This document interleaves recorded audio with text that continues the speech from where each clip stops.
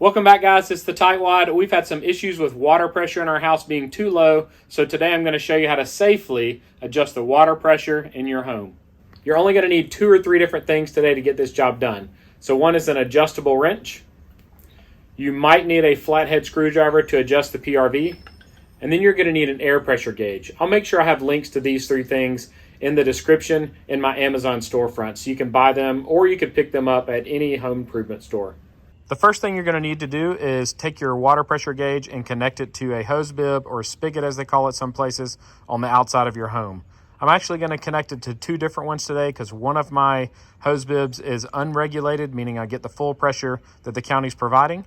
And then the other one is behind the PRV, which is a regulated pressure that tells me the current pressure of my home's water system.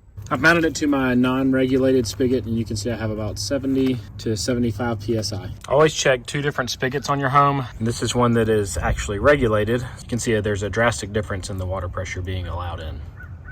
I want to first explain how the water system in my home works. So this is the water main coming from my meter outside.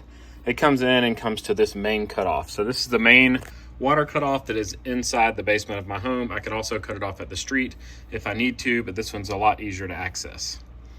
It then comes up here and it splits off to an outside spigot or hose bib mounted on the front of my house. You can see it goes up and goes out that way. So this is an unregulated hose bib or spigot.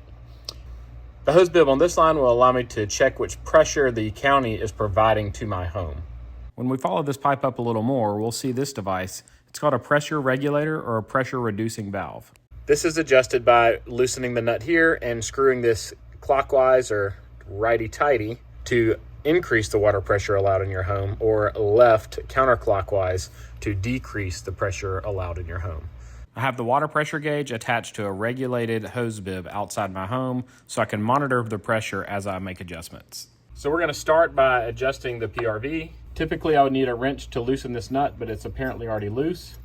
And I also need a screwdriver to tighten it down. Most fixtures in a home are not rated to take more than 80 pounds of pressure, and the recommended pressure for most homes is 60 to 65 pounds. So that's what we're shooting for today.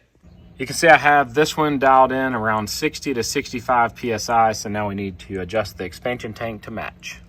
Once you have the pressure adjusted to the setting you desire, you should tighten down this nut, and I'm going to get a wrench and make sure it's nice and secure. Guys, I can't stress this enough. Many videos on YouTube show you the improper way to check your expansion tank and to fill the pressure. I'm going to show you the correct way to do it, and make sure you do this so that your water system works efficiently and this doesn't degrade quicker than it should. On the bottom of this, there's simply a plastic cover that unscrews. That reveals this valve stem, which is common to see on bicycle tires, lawnmower tires, or automobile tires. We're going to check the pressure in our tank, but first, to do that, we need to turn off the main cutoff valve for our home and drain all the water using the spigot outside.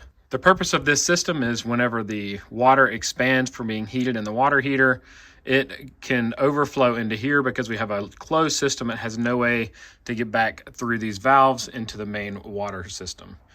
So this has a diaphragm inside that takes up about half of the tank, and we need to make sure that the PSI in that diaphragm matches the PSI in our water system.